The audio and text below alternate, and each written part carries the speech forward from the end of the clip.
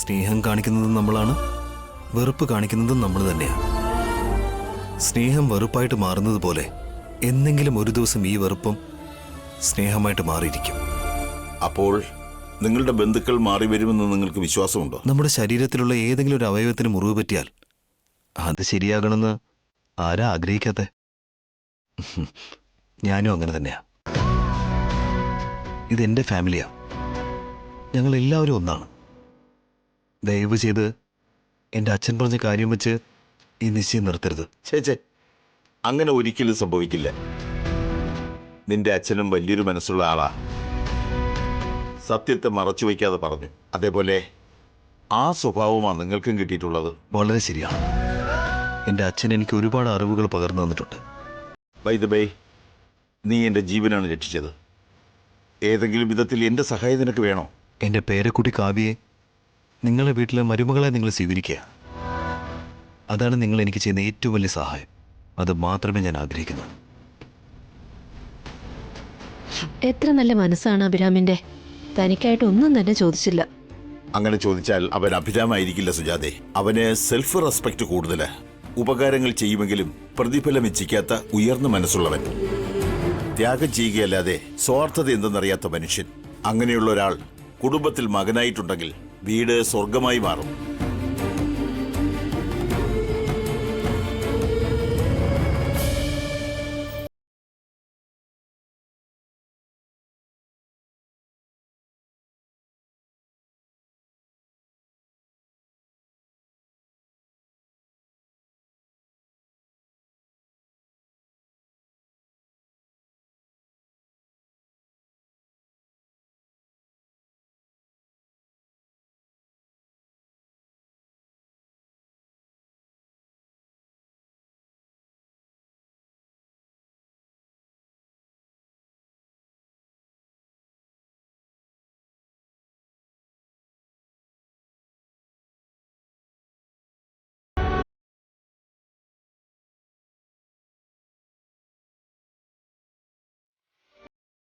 അപ്പോൾ ഞങ്ങൾ ഇറങ്ങിയാണ് അച്ഛാ.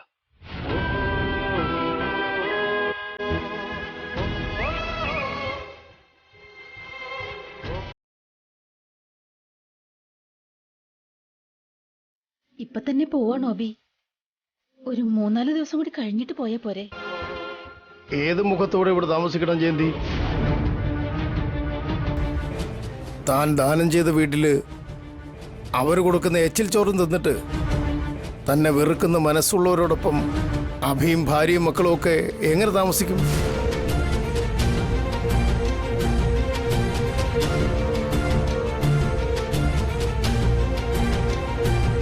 പൊയ്ക്കോളൂ അഭി. ഈ നരകത്തേക്കാൾ നല്ലത് ചെറിയ വീടാണെങ്കിലും പ്രശ്നങ്ങളൊന്നുമില്ലാത്ത ആ വീട് സ്വർഗം തന്നെയാ. ഞാനും ഉടൻ തന്നെ നാട്ടിലേക്ക് മടങ്ങുക. ഈ വൃത്തികെട്ടവന്മാരോടൊപ്പം എനിക്ക് നിൽക്കാൻ കഴിയില്ല. സ്വാർത്ഥന്മാരായ വൃത്തികെട്ട ഈ മൃഗങ്ങളോടൊപ്പം എനിക്ക് താമസിക്കാൻ പറ്റില്ല. അച്ഛാ, കുറെ നേരമായിട്ട് ഞാനും എല്ലാം കാണുക. വായി തോന്നിയൊക്കെ വിളിച്ചു പറയാം. ഇയാളെന്തോ ഈ ലോകത്തിലെ വലിയ മഹാനും ഞങ്ങളൊക്കെ നേർവഴിക്ക് നടത്തുകയാണ് പോലും. രാജേഷിന്റെ വീട്ടുകാരുടെ മുന്നിൽ എന്നെ ഏട്ടനെ നാണം കെടുത്തുക. ഞങ്ങളുടെ തല കുനിപ്പിക്കുന്നു. അച്ഛന്റെ സ്വന്തം മക്കൾ തന്നെയാണ് ഞങ്ങള്. അഖിൽ, അച്ഛനോട് ഇങ്ങനെയാണോ സംസാരിക്കുന്നത്? ഞാൻ എന്റെ അച്ഛനോടാ ഈ സംസാരിക്കുന്നത്. മരിച്ചുപോയ നിങ്ങളുടെ അച്ഛനോടല്ല.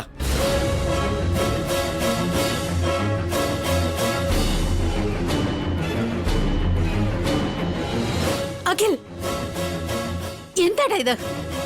അഖിൽ അങ്ങനെ പറഞ്ഞതിൽ എന്താ തെറ്റമ്മേ? അച്ഛൻ ഇത്രയും വയസ്സായി, എന്നിട്ട് കുറച്ചെങ്കിലും വിവരം വേണ്ടേ? ആരോട് എങ്ങനെ സംസാരിക്കണമെന്ന് പോലും അറിയില്ല.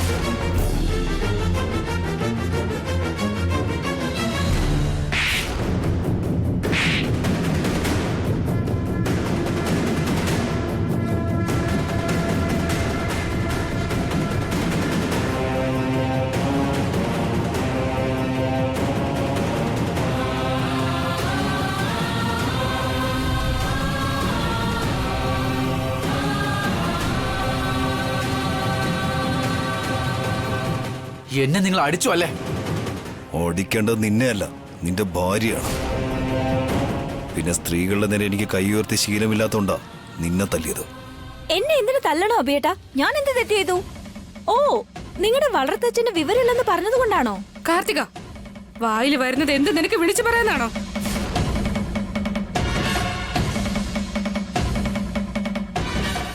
അച്ഛൻ വക്കാലത്ത് പിടിച്ച് നിൽക്കുന്നോണ്ടല്ലേ അഭിയുടെ തലയിൽ കയറ്റി വെച്ചിരിക്കുന്നത്. അതുകൊണ്ട് നിങ്ങൾ എന്ത് വേണമെങ്കിലും പറയും. പക്ഷേ അച്ഛൻ എന്നെയാണ് ഹേർട്ട് ചെയ്തുകൊണ്ടിരിക്കുന്നത്. സ്വന്തം പേരക്കുട്ടിയുടെ വിവാഹ നിശ്ചയം മുടക്കാനാണ് അച്ഛൻ ശ്രമിക്കുന്നത്. ഈ വിവാഹ നിശ്ചയം മുടക്കാൻ നോക്കിയത് ആരാണ് കാർത്തികേ? എന്റെ അച്ഛനാണോ അതോ നീയാണോ?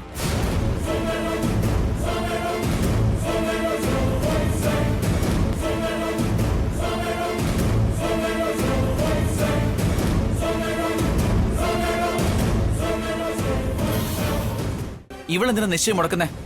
പിന്നെ കാവ്യയുടെ നെക്ലസ് എന്തിനാ കാർത്തിക എടുത്തത്? എന്തിനാണ് അത് ഞങ്ങളുടെ ബാഗിൽ കൊണ്ടുവച്ചത്?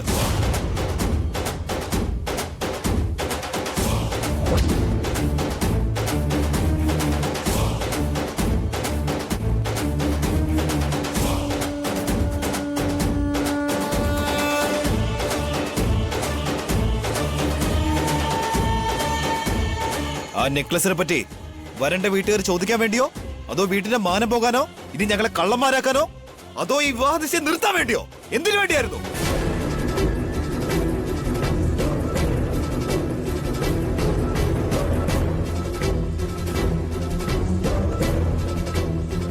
ഞാൻ ആലോചിക്കുകയായിരുന്നു ഈ വിവാഹ നിശ്ചയം ഒരു പ്രശ്നവുമില്ലാതെ എങ്ങനെ നടന്നുവെന്ന്. ആൾറെഡി എല്ലാവരും കൂടി കുഴിവെട്ടി കഴിഞ്ഞല്ലോ. കറക്റ്റ് സമയത്ത് ആ നെക്ലസ് എന്റെ കയ്യിൽ കിട്ടിയതുകൊണ്ട് രക്ഷപ്പെട്ടു. അല്ലെങ്കിൽ ഈ വിവാഹ നിശ്ചയം തന്നെ നിന്നുപോയനെ. എന്താ കാർത്തിക് ഇത്? നിന്റെ സ്വഭാവം ഇതുവരെ മാറിയില്ലേ? ഇവിടെ ഒരുവിധ പ്രശ്നങ്ങളും ഉണ്ടാവരുതെന്ന് പറഞ്ഞതല്ലേ? അഭിയേയും വസുവിനെയും അപമാനിക്കാൻ പാടില്ലെന്ന് പറഞ്ഞിരുന്നതല്ലേ? പിന്നെന്തിനാ ഇങ്ങനെയൊക്കെ ചെയ്തേ? അവൾ എന്റെയും നിന്റെയും വാക്കുകളൊക്കെ എന്തിനനുസരിക്കണം ജയന്തി? അനുസരിച്ചെങ്കിൽ ഈ വീട് ഇങ്ങനെ ആകുമായിരുന്നില്ല. ഞാനൊന്നും ചെയ്തില്ല. അച്ഛാ, ഇവര് പറയുന്നതൊന്നും കേൾക്കരുത്. കാർത്തിക പറയുന്നത് പച്ച കള്ളോണേട്ടാ. അവള് തന്നെയാണ് നെക്ലേസ് എടുത്തത്, വസുവിനെ കള്ളിയാക്കണമെന്ന് വിചാരിച്ചിട്ട്. കാർത്തിക വസുവിന്റെ റൂമിൽ നിൽക്കുന്നത് ഉണ്ണി കണ്ടിരുന്നു. അവൻ ഞങ്ങളോട് വന്ന് പറഞ്ഞു അത്.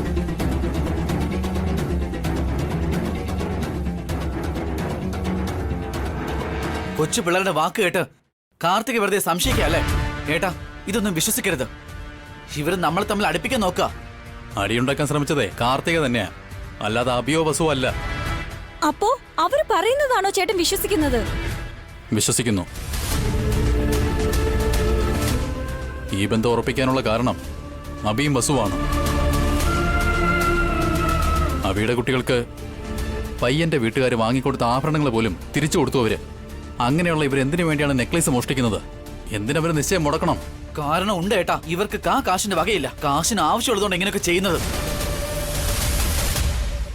നിന്റെ നാവടക്കട.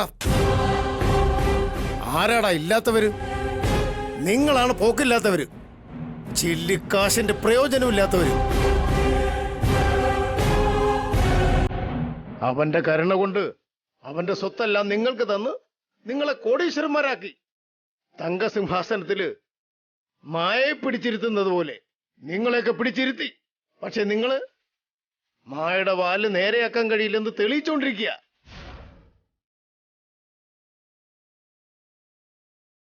നാണവും മാനവും ഇല്ലാതെ ജീവിച്ചുകൊണ്ടിരിക്കുക. അപ്പോ ഇവർക്ക് നാണോ മാനൊക്കെ ഉണ്ടല്ലേ? അതുകൊണ്ടായിരിക്കും എന്റെ ഫാക്ടറിയിൽ ജോലി എടുക്കാൻ വരുന്നത്.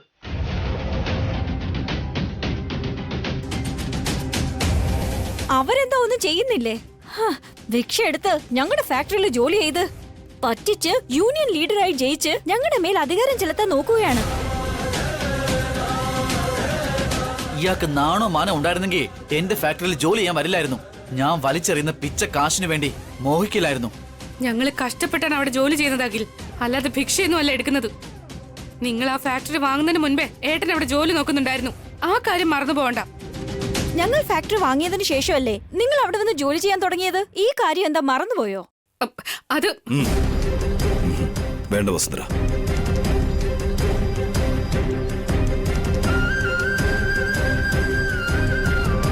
ഞങ്ങളവിടെ ജോലി ചെയ്യുന്നതാണ് നിങ്ങളുടെ പ്രശ്നമെങ്കിൽ നാളെ മുതൽ ആ ഫാക്ടറിയിൽ ഞങ്ങൾ കാലുകുത്തില്ല. ഈ നിമിഷം തന്നെ ഞങ്ങൾ രാജിവെക്കുവാണ്.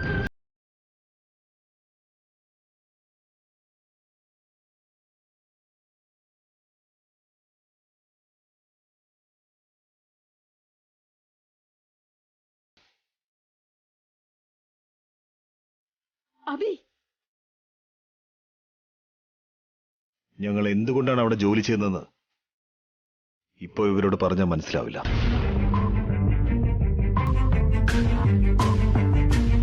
ഇപ്പോഴെന്നല്ല, ഇവർ ഒരിക്കലും മനസ്സിലാക്കാൻ പോകുന്നില്ല. ഇവരുടെ മനസാക്ഷിയൊക്കെ എപ്പോഴേ മരവിച്ചു കഴിഞ്ഞു. മനസാക്ഷി മരവിച്ച വെറും മൃഗങ്ങളാണ് ഇവരൊക്കെ. നിങ്ങൾ ഫാക്ടറിയിൽ നിന്ന് റിസൈൻ ചെയ്യേണ്ട ഒരു ആവശ്യവും ബി. ആ ഫാക്ടറിയിൽ എനിക്കും തുല്യ ഷെയർ ഉള്ളതാണ്. വേണ്ട കേട്ടോ, നിങ്ങൾക്ക് ഇഷ്ടമില്ലാത്ത ജോലി ഞങ്ങൾ ഒരിക്കലും ചെയ്യില്ല. അതുമാത്രമല്ല, ഇനി മുതൽ എന്റെ ഭാര്യയ്ക്ക് ഇഷ്ടമില്ലാത്ത ഒരു കാര്യവും ഞാൻ ചെയ്യുകയില്ല.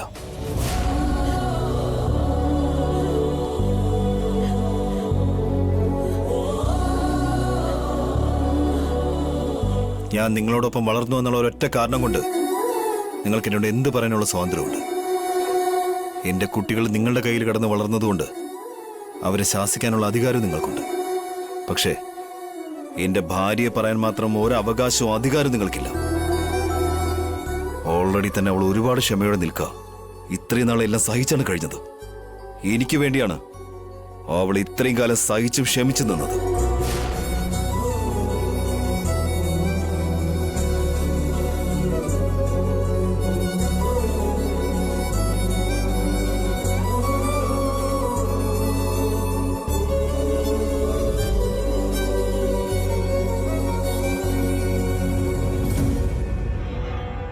അങ്ങനെയുള്ളപ്പോൾ ഞാനും അവൾക്ക് വേണ്ടി എന്തെങ്കിലുമൊക്കെ ചെയ്യണ്ടേ?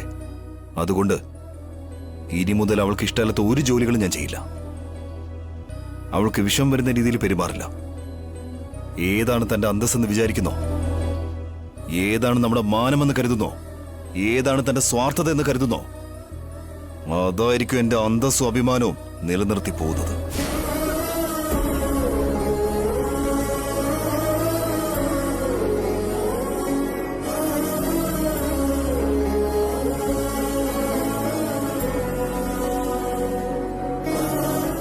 ഇനി മുതൽ നിങ്ങൾ ആരെങ്കിലും ഒരാൾ പോലും അവൾക്കെതിരെ ഒരു വാക്ക് പറഞ്ഞാൽ പോലും ഞാൻ സഹിക്കുമെന്ന് വിചാരിക്കണ്ട. ഇത്രയും കാലം അഭിരാം എന്ന വ്യക്തിയെ മാത്രമേ നിങ്ങൾക്കറിയൂ. ഇനി അവളെ വേദനിപ്പിച്ചാൽ എന്റെ നരസിംഹാവതാരം നിങ്ങൾ കാണും.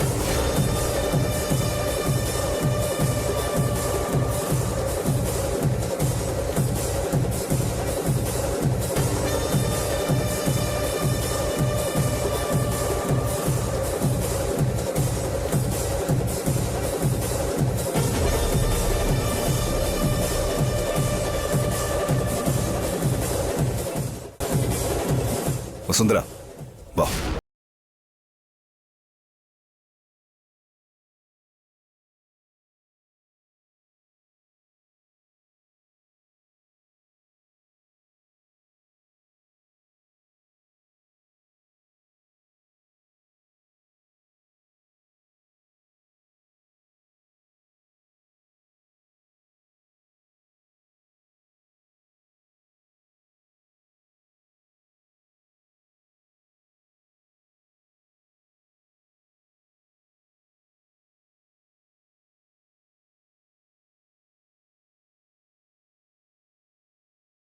വരെ ഇവിടെ നിന്നോട് ചെറിയച്ച. പോയിട്ട് വന്നോളാം. നീ എല്ലാ പ്രശ്നങ്ങളും മറന്ന് നന്നായിട്ട് പഠിക്കണം. നല്ല മാർക്ക് വാങ്ങി പാസ്സാവണം. പരീക്ഷ കഴിഞ്ഞാൽ ഉടൻ തന്നെ നിങ്ങളുടെ വിവാഹം ഞാൻ മുൻകൈ എടുത്ത് നടത്തിത്തരും. സന്തോഷമായില്ലേ?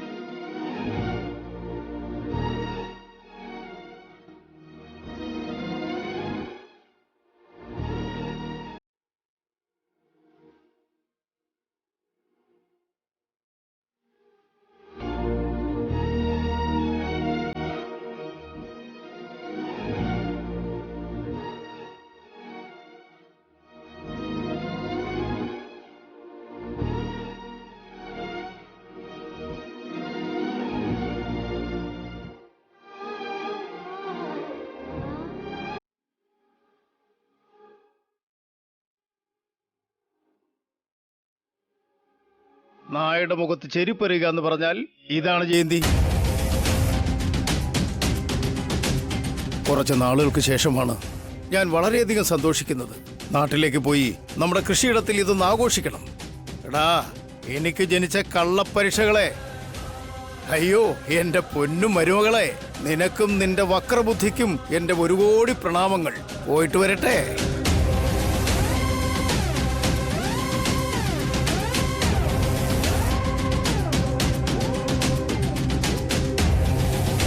ഏട്ടാ, എന്താ ജയന്തി, മനസ്സുമാറി എന്നോടൊപ്പം വരുന്നു എന്ന് പറയാനാണോ? നിന്റെ പാപങ്ങൾ ഇനിയും തീർന്നിട്ടില്ല. നീ ഇനിയും ഈ നരകത്തിൽ തന്നെ കഴിയണം.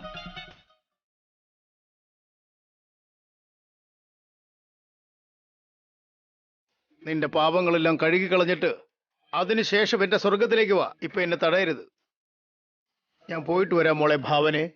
ഇത്ര പെട്ടെന്ന് തിരിച്ചു പോകുന്നതിൽ തെറ്റിദ്ധരിക്കരുത്.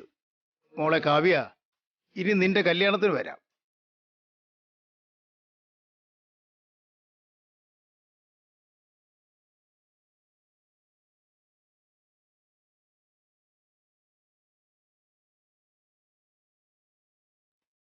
ഞാൻ ഇത്രയൊക്കെ പറഞ്ഞിട്ടും ഒന്നും നിങ്ങളുടെയൊക്കെ തലയിൽ കേറുന്നില്ല അല്ലേ?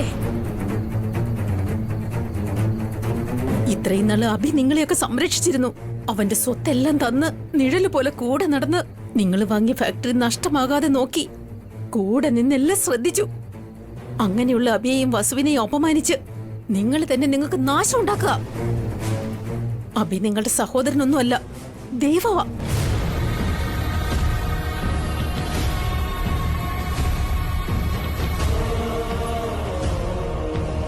ഈ കാര്യം നിങ്ങൾ എന്നാണോ മനസ്സിലാക്കുന്നത്, അന്നേ നിങ്ങൾ നന്നാവൂ.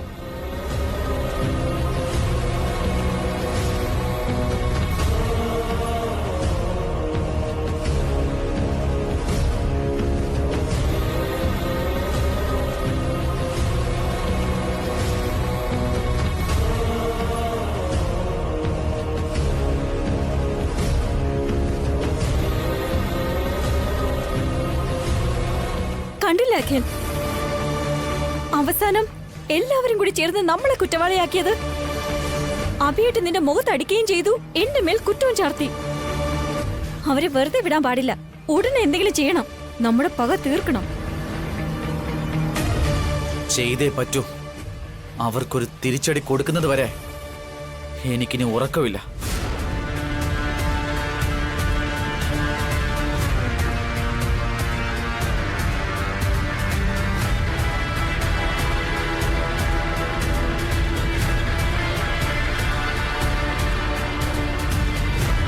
അയ്യോ, ഒരു കൊടുങ്കാറ്റടിച്ചു പോയതുപോലെ ഉണ്ട്. ഈ പ്രശ്നത്തില് എന്റെ പേര് പുറത്തായില്ല. എനിക്കത് മതി. ഇനി എന്തായിരിക്കും സംഭവിക്കാൻ പോകുന്നത്? അഖിലും കാർത്തികയും അഭിനയും വസുവിനെയും ഇനി എന്ത് ചെയ്യാനായിരിക്കും പ്ലാൻ? എങ്ങനെ അവരോട് പ്രതികാരം ചെയ്യും?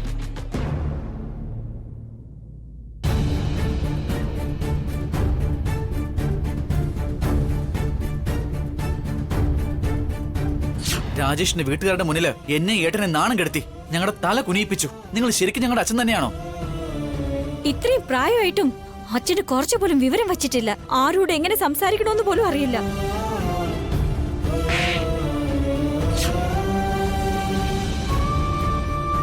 ഇയാൾക്ക് നാണോ മാനോ ഉണ്ടായിരുന്നെങ്കിൽ എന്റെ അടുത്ത് ജോലിക്ക് വരില്ലായിരുന്നു. നാളെ മുതല് ഞങ്ങൾ ആ ഫാക്ടറിയിൽ കാലുകുത്തില്ല. ഈ നിമിഷം തന്നെ ഞങ്ങൾ രണ്ടുപേരും റിസൈൻ ചെയ്യാണ്.